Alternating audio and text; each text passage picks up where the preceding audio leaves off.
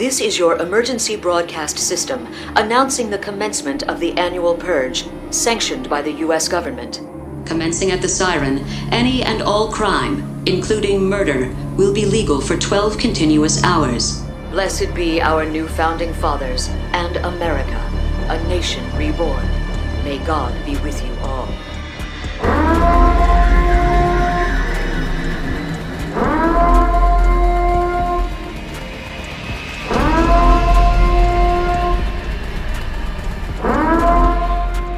Hey everyone, welcome back to my Halloween series. So to get started today, we're going to need a side of a cardboard box and a pencil to draw our mask. So here's my reference photo. We're going to be doing the iconic Kiss Me mask worn by who I believe is just called Candy Girl to most people from Purge election year. So we're going to start by sketching out the shape of the mask, and then we're going to softly draw in the details. So when you're looking at how wide to make your mask, of course, base it on your face. It needs to be bigger than your head. And that's what I'm doing here. I realized that my mask was just a little too narrow and I wanted to make it wider. Once we have the general shape, we're going to start softly sketching in those creepy details like the sunken eyes, the weird nose, and especially the mouth. Now, majority of this will end up being covered in paint, but for me, it's nice to just have that guide underneath and get an idea of what you're going for, especially with the areas you're not going to cover in that initial base color of paint. So the eyes are kind of made up of a series of holes, and that's how I imagine you're supposed to see through it. So I wanted to create that same look by just creating some weird shapes and leaving the empty space. And I'll be sure to cut out those spaces so that I can actually see through the mask when I need to wear it. And here's the base we're going to be working with for our mask. Very simple, very quick. I did this in maybe about 10 minutes. So now we're going to get into the actual painting of this mask. And we're going to keep the colors really simple, and we're going to be using white and black. I'm using two different brands of white here because one of my whites was running out and I needed to finish it. So we're going to start with our basic white here, and we're going to just stamp that all over the mask to create our base color. And then we'll go back and add more details later. So I went ahead and did that part off camera just because I needed to build up a couple of layers of that white, and this is what our base looks like for us to get started. So now we're going to take our black and we're going to start mixing the white and black to create a couple of different shades of gray for our details for our mask. So we're going to start with our black and we're going to fill in the mouth. Now, if you are not an artist, I'm going to highly recommend that you go on Amazon or even Walmart and get a cheap set of stiff brushes. And what I mean by that, I want the bristles to be very hard and kind of have a hard sound to them. Because with this mask, it's going to create some really nice texture if you stamp in all of the color like I'm doing here.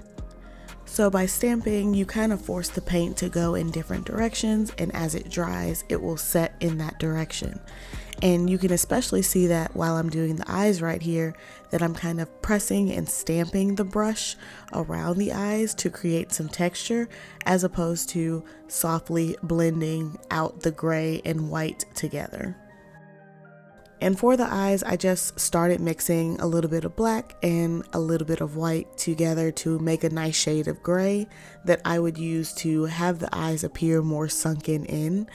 Now, I'm not going to spend a lot of time on this mask. I'm not going to make it the masterpiece that it could be. But if you're just looking for something quick and cool to do as Halloween is quickly approaching, this is a good substitute.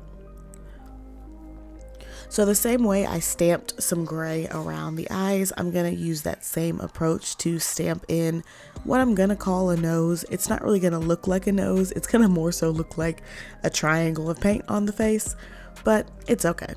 I'm going to use a different brush to add in those details of the nostrils and then stamp out all the color again.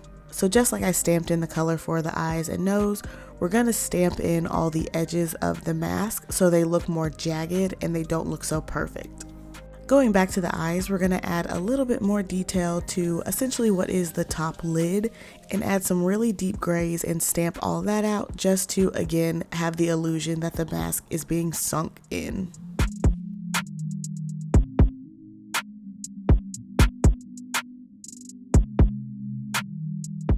Now that most of the base is finished, we're going to go in with some red and create a blood splatter effect.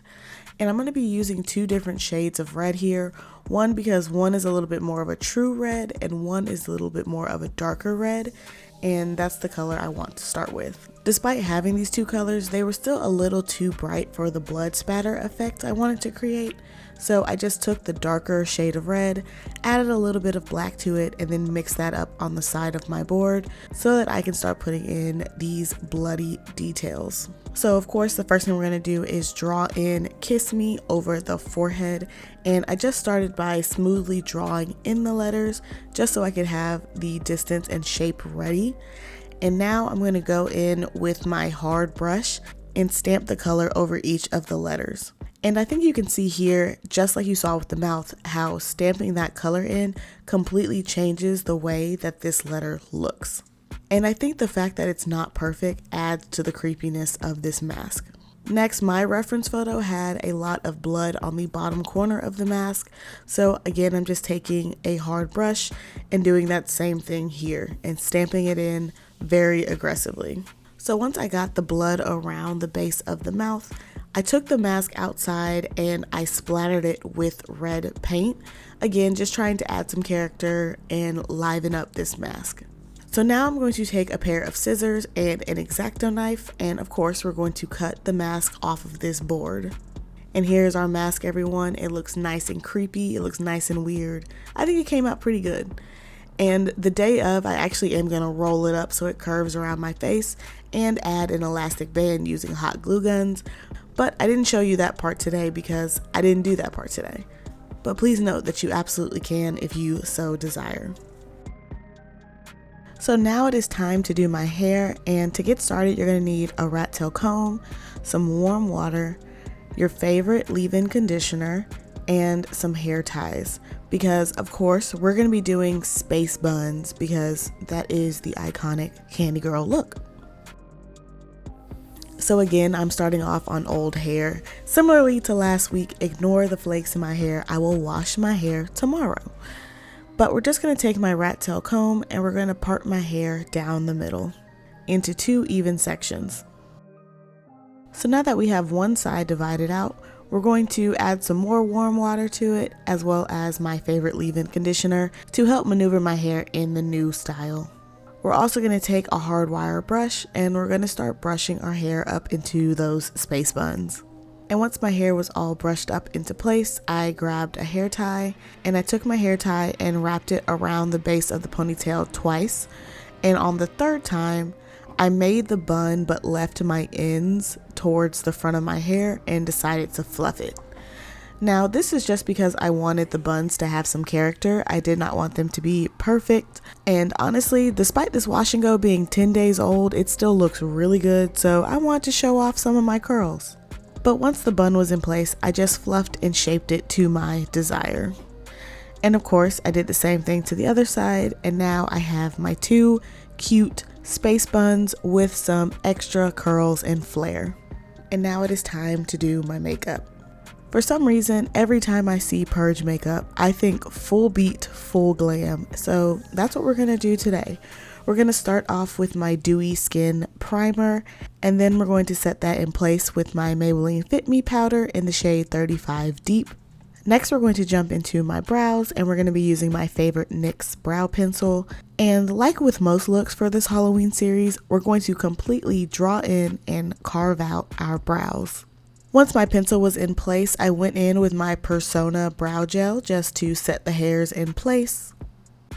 I then grabbed my favorite liquid highlighter, the NYX Illuminator, and putting that in the usual places, but this time I decided to do a lot more of it. I was really feeling the glow. I was feeling like I needed to beam from within. So you are not mistaken. Yes, that is a lot of highlighter on my face and probably twice, maybe even 3 times as much as I normally wear. But we're gonna blend it out like we would for any other look. And as you can see here, I'm looking nice and shiny like a glazed donut. Once my highlighter is completely blended out, I'm going to grab my Too Faced Born This Way concealer and begin the process of carving out my brows.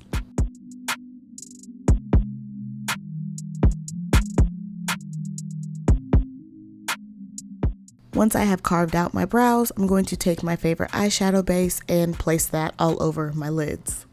I'm then going to grab a damp sponge and blend all of that out. And here I'm just using a brush to make sure that the concealer and the eyeshadow base are blending together seamlessly. Now that that is all blended out, I'm going to actually use my Persona palette today. I know, a new palette for today. And we're going to use these different shades of brown to create the look for today.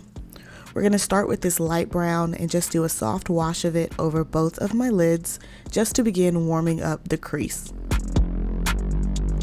Next, we're going to take this darker brown shade and we're going to begin building up the crease and the outer corners of my eyes.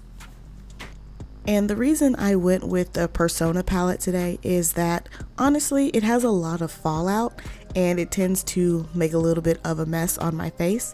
And I actually wanted that this time, so I wanted to have that smudged makeup add to this overall look. I still recommend this palette. I actually really like it. I will just say, if you're gonna use it, make sure you do your eyes before you do your base, or make sure you have a good layer of setting powder on your base as to not ruin it with the powder as it falls off of your eyes. Now that we have our dark brown shade in, we're gonna go in with this shimmery gold color.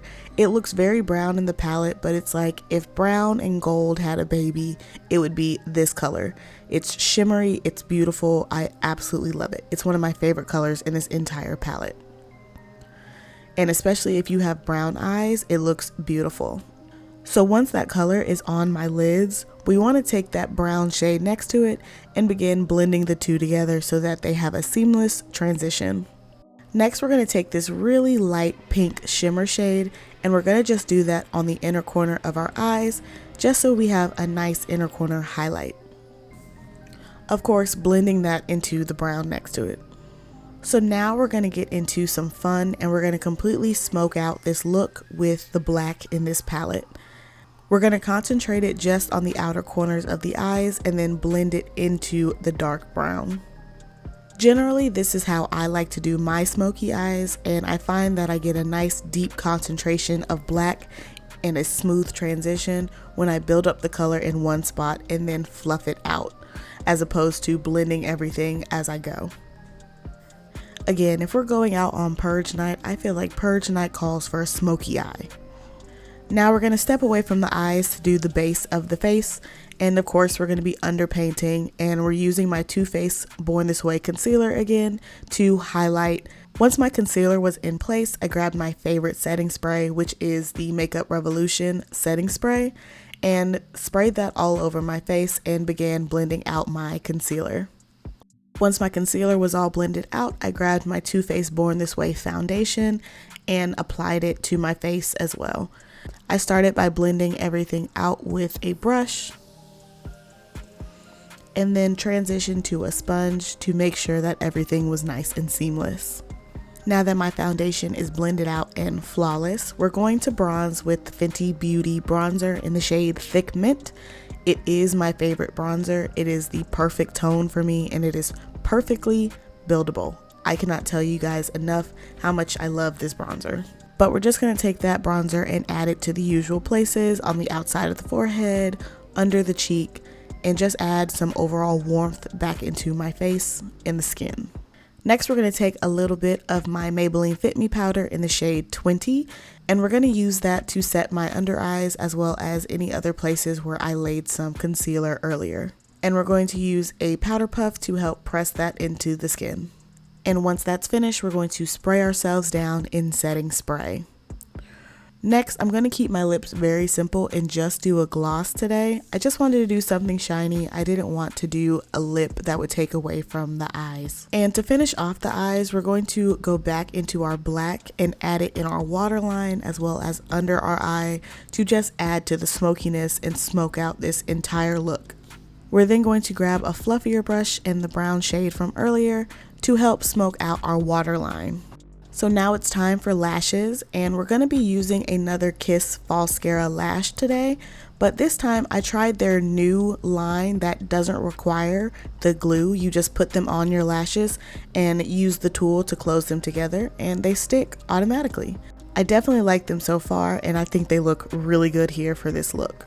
And once we have put on lashes, this is our final makeup look. Not gonna lie, I really love the way I look. I was kind of sad I had to mess it up, but I'll be definitely doing this look again. So now it is time to get into the special effects aspects of this look, and we're gonna grab our liquid latex and our tissue to give us a big cut on our forehead. So we're gonna start with our Melron liquid latex, and we're going to trace in the shape of our cut. Once we've painted in that liquid latex, we're going to grab a single ply of tissue and apply it to the liquid latex and then tear off the excess. Once you have torn off the excess paper, you can add your second layer of latex and add another layer of tissue on top of that.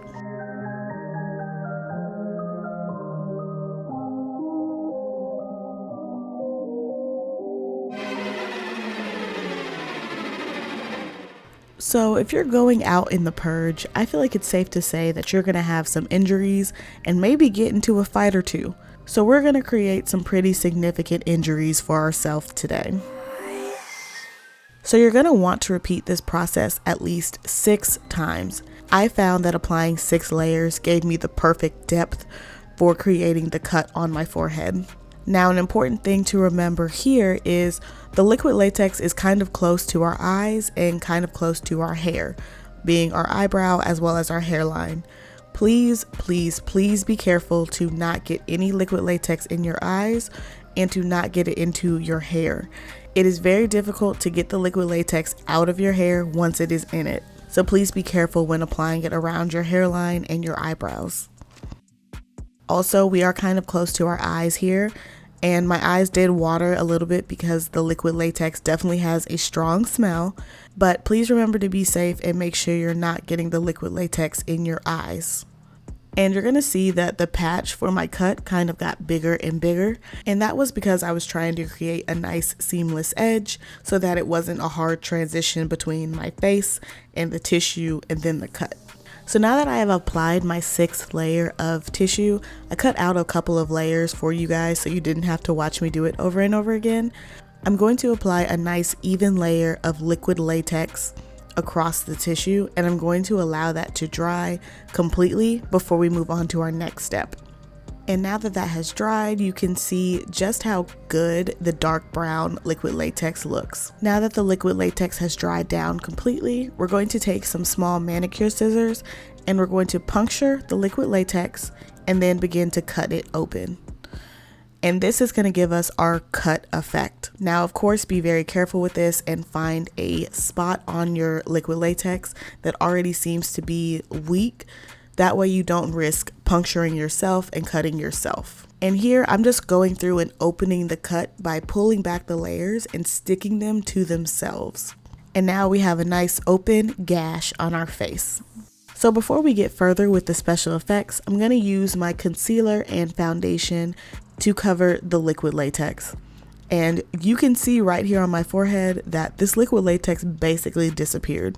Again, if you can splurge on the dark skin liquid latex, I highly recommend it because this was so easy to cover, and I feel like covering the brown tone was a lot easier than covering bright white tones like I have in the past. So now that we have blended our foundation and concealer around our cut, we're going to go into our bruise palette to begin creating the bruising and discoloration of the cut. We're going to start with this light pink shade and stamp that in. We're going to move to this dark purple shade and we're going to stamp that on the inside of the cut. And then we're going to use this light purple shade on the outside of the cut next to the pink shade we initially started. We don't need to build up a lot of color here just yet. And today we're going to be debuting some fake blood. I got this fake blood on Amazon. It is the same brand as the Bruise palette and I thoroughly enjoyed using it. So we're just going to take some of that blood and we're going to start putting it in the cut and then allowing it to run down my face. Once the blood started running, I took a wide sponge and began to stamp the blood around the cut. And I just added as much blood as I thought would give this look a very cool finish. And I wasn't worried about using too much because if you see a real head wounds bleed quite a bit. And I feel like I added just enough blood to get that point across. And I just kept building up the blood because this particular fake blood does dry down and it kind of scabs over. So it's really easy to build it up and really have a cool, thick glob of blood on your face. And this is the final look for the cut. I think it came out super cool. I absolutely love it. So in addition to the cut, we're gonna give ourselves a black eye today. And what better palette to use than the palette that is meant for bruises?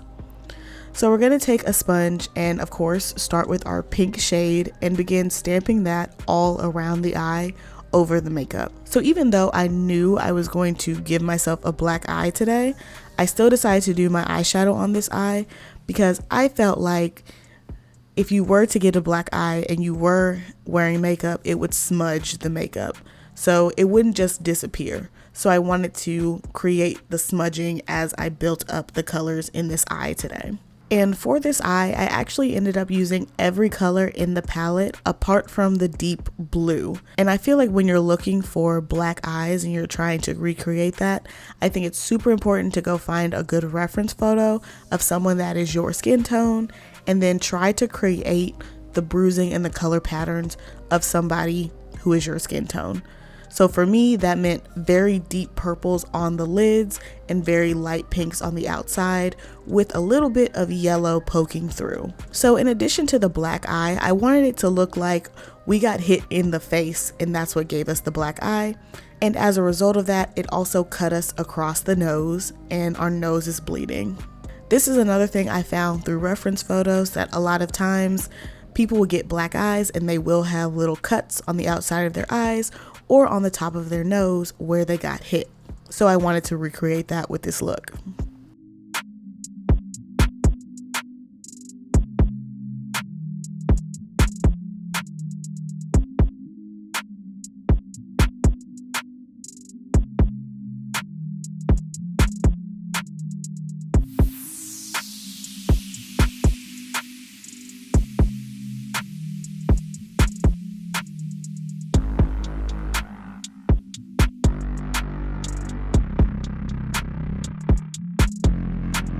The last injury I'm going to give myself here is I'm going to give myself a little bit of a cut on my lip. Because again, if we've been in a fight, we got our head cut open, we got a black eye, I'm pretty sure it's safe to say they also cut our lip open. But on the bright side, we survived and you should see the other guy.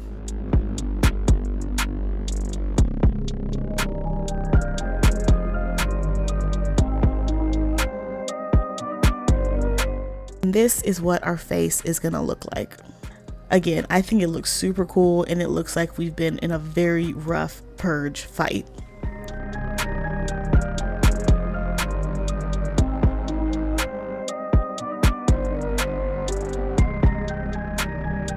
So the last thing I'm gonna do for this look is to change into the corset I'm actually going to be wearing, and I'm going to drip blood on my upper torso.